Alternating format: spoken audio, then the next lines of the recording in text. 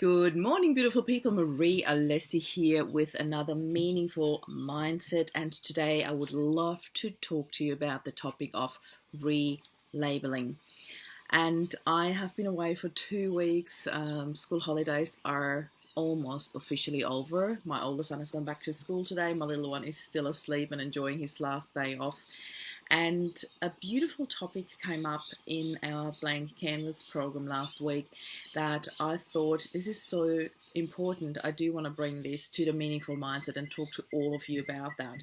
So, we talked about the topic of labels, how society lives and works around labels. And on the one hand, I totally understand that we live in a world where some labels are required to make life easier, to make life, I wouldn't say possible, that's probably exaggerating it, but definitely to work around something where we all can agree on what means. So the one label, or actually two labels in particular, but I will talk about a few more today. The one label that came up in particular in the Blank Canvas program was the topic of retired, the label of retired, and what that actually means. I'd invite you to actually think about it with me while we talk live about this topic. What does retirement actually mean to you?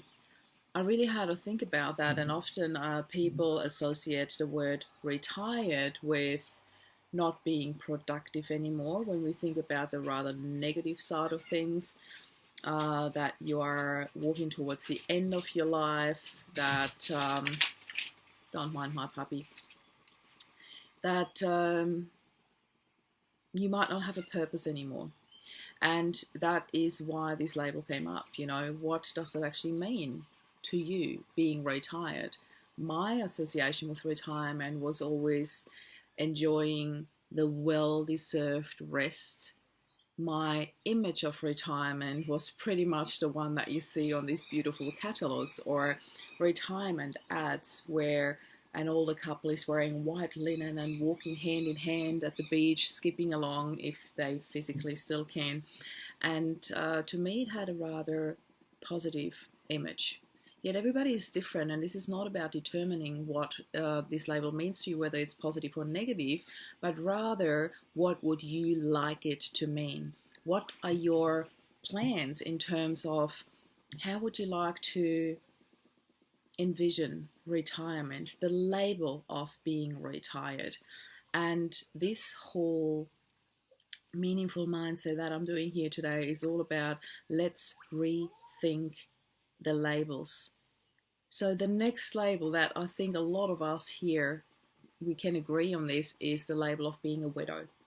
To me, the label of a widow was always old, wearing black, your life is over.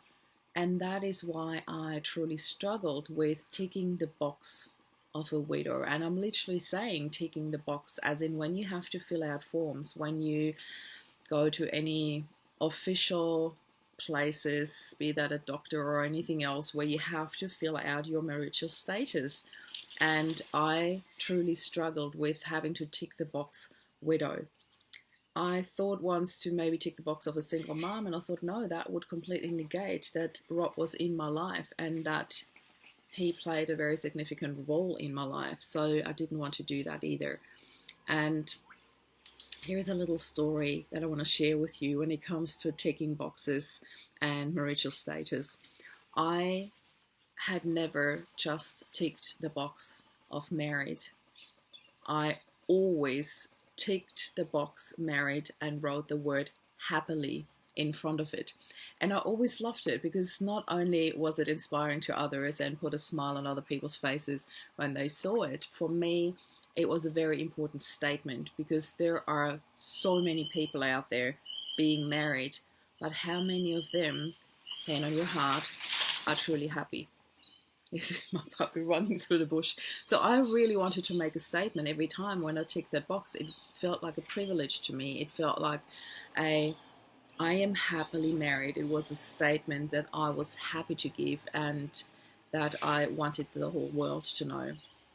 So those of you who have read the book Loving Life After Loss, where I wrote the story down about how Rob and I met, how we fell in love, how he passed and how I dealt with that, I actually shared a picture at, let me put that on silent, a picture at the end of the book that Rob's boss, his boss in the last job that he's been in, had sent to me, and it was a picture of Rob's job application where he had to fill out a form and had to also let them know about his marital status. And he had ticked a box married and had written the word happily over it. And it was so beautiful that I saw that he had adopted my habit that I started, and that his boss actually took the time to take a picture of that and send it to me. It really, really touched me. So for me, I just wanted to put it out there because it's a really beautiful memory that I have of always ticking the box and saying happily married.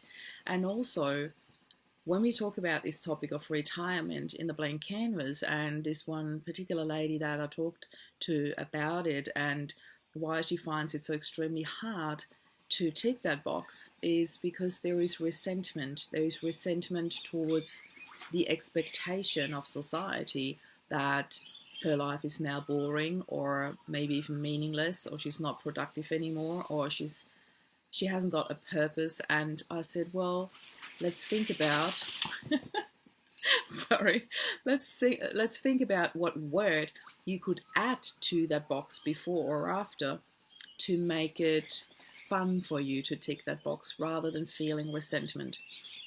And I said, you know what, I'm actually going to pick that up myself and also think about what word can I add to the box widowed to make it more appealing for me to tick that box.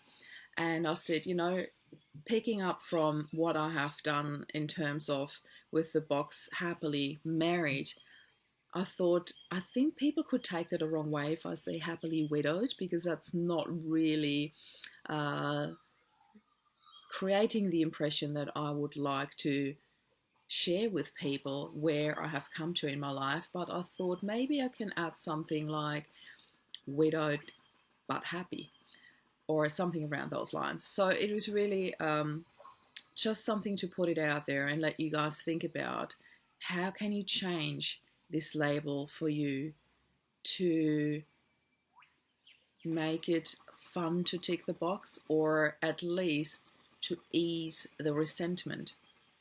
And that is really important for me, for you to actually think about how can I change this label? I understand that in our society we need certain labels, but how can we change it? How can we make it more meaningful?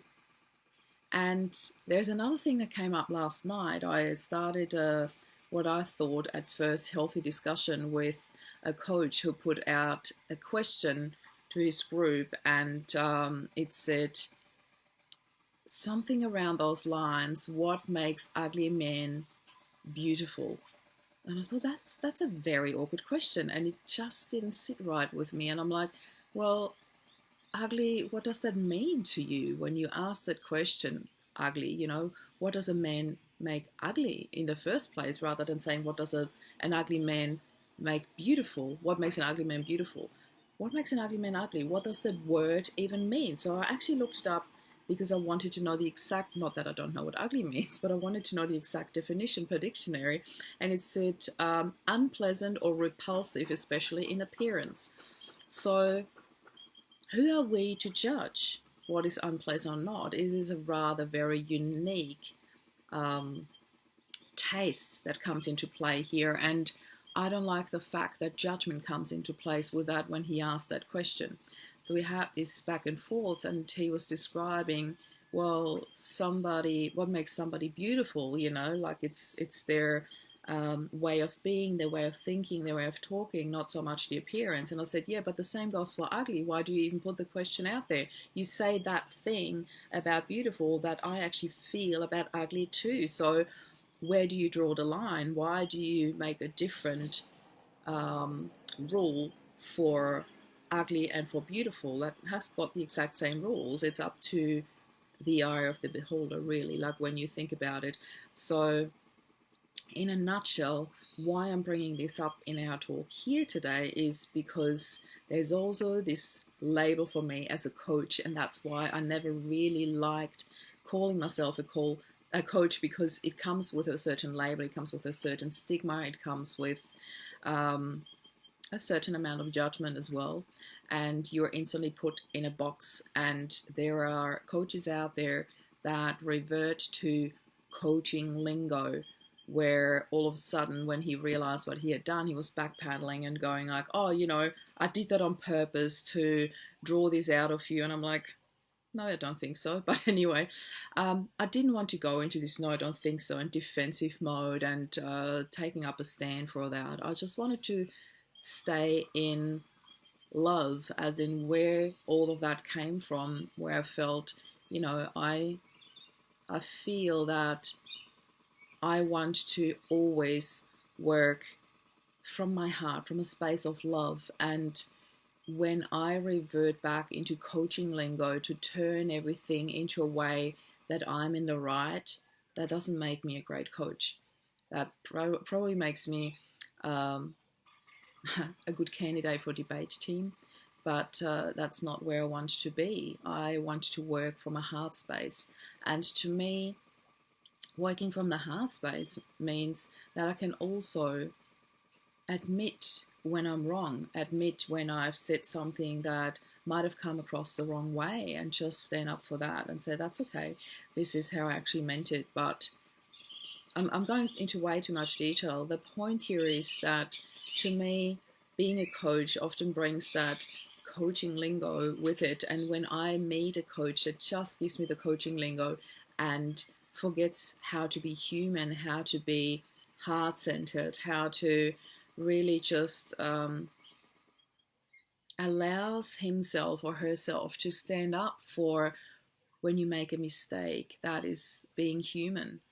That to me is so much more important, to stay human and not just become a role, if that makes sense. It's again the label of a coach where you have to have a certain lingo or a certain um, appearance. For me, what comes from your heart is so much more important than being right, than staying in this I've got life sorted out because I'm a coach. No, I have got a lot of tools and I know how to help a lot of people, but it doesn't mean that I always have all the answers or life sorted out completely. I'm going through my emotions, and whatever I learn from these emotions, I'm happy to share. So to me, it's all about staying human and keeping it light and keeping it positive. So when you think about those labels, be it married, be it widowed, be it retired, what can you add to that box when you tick it to lose the resentment?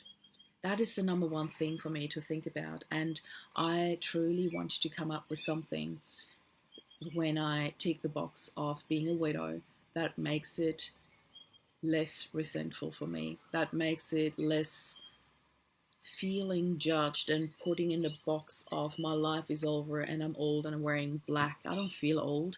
I do wear black every now and then because I like it, but I will certainly not wear black for the rest of my life, because for me, life is about loving it and living it. So I'm putting it out there to you, lovely people.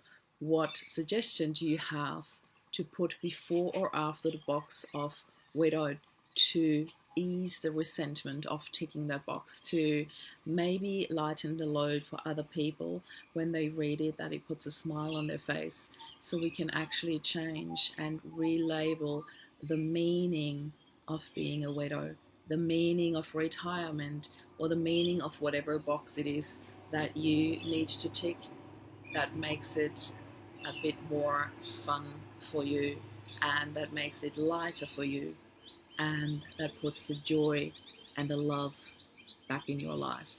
With that being said, I'm wishing you an amazing Monday ahead. Please share your suggestions with me, and I will certainly keep you updated when I come up with one that really fits and sits right with me. Lots of love to you. This is Maria Lesser signing off. Bye for now.